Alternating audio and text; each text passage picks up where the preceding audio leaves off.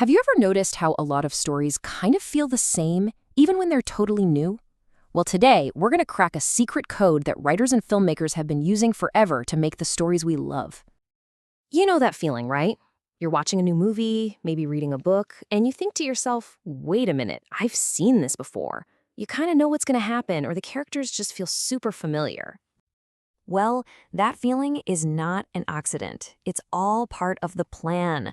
Storytellers are using a kind of secret code that our brains just automatically understand. And that code is built on something called archetypes. So let's dive in and see what that's all about. So, what in the world is an archetype? It's really simple. It's just a pattern. It could be a type of person, a place, or even a whole storyline that just keeps popping up in stories all over the world. A good way to think about them is like story building blocks. Writers use these familiar pieces, a brave hero, a wise old guide, a spooky forest, or a dangerous journey, to build stories that we get right away. We already know the rules, even if we don't realize it. Okay, so the first part of this secret code is all about the characters. These are the kinds of people we seem to meet over and over and over again, no matter what story we're in. First up, we've got the hero. This is our main character, right? The one who's brave, who doesn't give up, and who, in the end, is the one to solve the big problem. You know exactly who I'm talking about. Characters like Harry Potter or Moana. Of course, a hero needs a problem to solve, and that's where the villain comes in. This character's entire job is to cause trouble and get in the hero's way. Think about Voldemort trying to stop Harry or the evil queen in Snow White. They're the ones making things happen.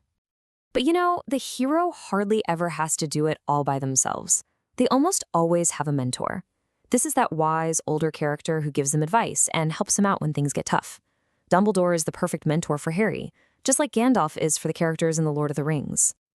And we can't forget the sidekick. This is the hero's best friend, the one who is always there for them no matter what. They're loyal, supportive, and sometimes they're just there to make us laugh.